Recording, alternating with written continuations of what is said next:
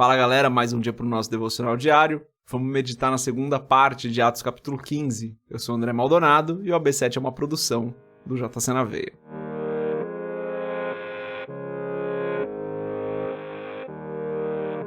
Atos capítulo 15, a partir do versículo 4, diz o seguinte: Chegando a Jerusalém, foram bem recebidos pela igreja, pelos apóstolos e pelos presbíteros, a quem relataram tudo o que Deus tinha feito por meio deles.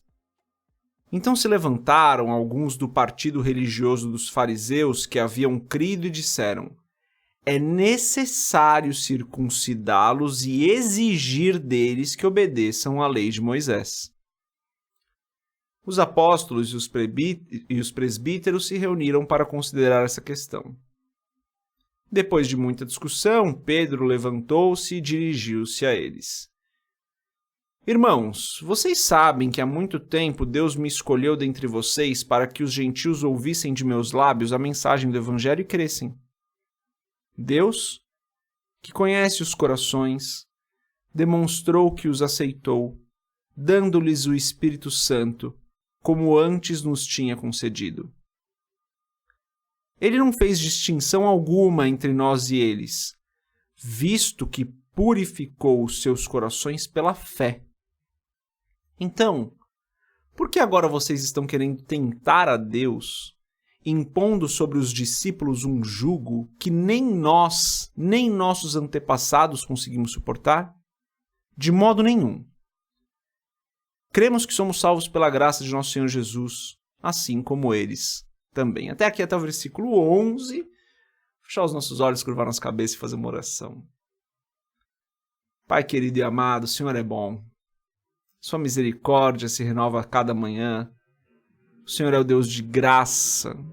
O Senhor é o Deus maravilhoso, o Deus santo, o justo juiz, aquele que julga com retidão. Tu és perfeito e nós somos falhos. Perdoa os nossos pecados, Pai. Perdoa-nos porque nós somos falhos, porque nós erramos, porque nós tantas e tantas vezes, repetidamente, erramos. Eu te agradeço, Pai, por toda a graça que o Senhor tem derramado sobre as nossas vidas. Te agradeço pela tua obra redentora. Te agradeço porque o Senhor em todo o tempo tem nos ajudado, nos protegido, nos livrado do mal. Te agradeço mesmo quando eu não entendo o que acontece, Senhor.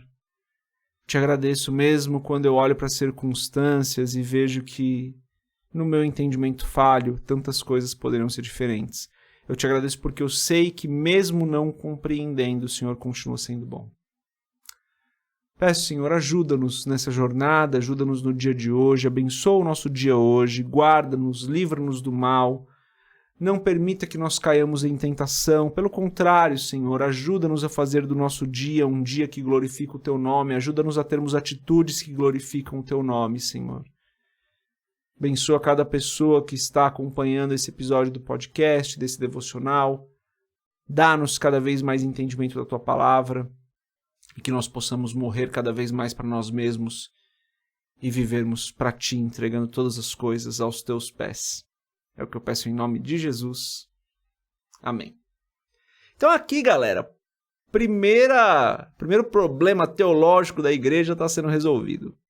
Afinal, os gentios precisavam se circuncidar como a lei de Moisés dizia que era necessário, ou eles não precisavam se circuncidar e estava tudo bem. Então Pedro, sempre Pedro, se levanta e fala, olha galera, Deus derramou o Espírito Santo sobre os gentios sem exigir que eles se circuncidassem.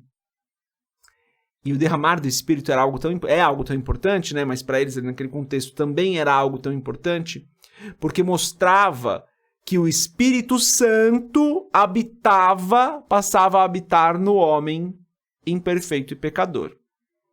Então, aqueles que receberam o Espírito Santo, receberam da presença de Deus, sem a necessidade da circuncisão, comprovavam que a circuncisão não era necessária para o cristão. É simples de entender, né? Pedro usa um argumento muito bom. O próprio Deus passa a habitar no coração daqueles que recebem o Espírito Santo. Essa é a confirmação, né? Ali para eles, para alguns de nós até hoje, essa é a confirmação. E então, Pedro usa esse argumento que é praticamente inquestionável. Porque Pedro tinha vivido isso, ele tinha visto isso acontecer.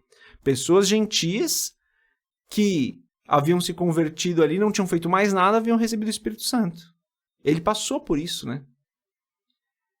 Então, aqui conclui-se, a igreja conclui, né, que a circuncisão não era necessária, como aqueles fariseus convertidos estavam tentando fazer. Tá bom, a gente é salvo pela graça, é o que Pedro fala, né? Nós somos salvos pela graça, a gente não precisa fazer nada. Somos salvos pela graça, não existe nada que nós possamos fazer para sermos salvos, mas então quando nós somos salvos, nós entregamos todas as coisas. Maravilhoso isso, né? Não precisamos fazer nada para sermos salvos. A salvação é pela graça. Deus já fez todas as coisas.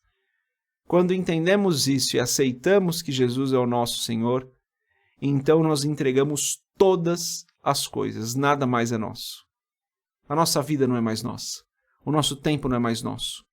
Os nossos pensamentos não são mais nossos. O nosso dinheiro não é mais nosso. A nossa família não é mais nossa, os nossos bens não são mais nossos. Tudo está entregue aos pés do Senhor para que Ele faça conforme Ele deseja. Porque Ele passa a ser o Senhor. A gente sai do trono, né, das nossas vidas para que Ele se assente no trono que nós temos dentro de nós. Ele passa a ser o Senhor, Ele passa a ser o principal, não somos mais nós. Então a gente não precisa fazer nada para ser salvo, porque a salvação é pela graça. Mas quando a gente é salvo, então a gente entrega tudo. A ponto da gente morrer para nós mesmos. A ponto da analogia ser exatamente essa. Nós morremos para que nasçamos novamente numa vida com Cristo. Então, meu amado, o que eu quero dizer aqui na mensagem de hoje é: a salvação é pela graça, não é nosso mérito, não é pelo que nós fazemos. Mas quando nós somos salvos, então nós entregamos tudo. Entregue tudo que você tem. Nada mais é seu, tudo é do Senhor agora.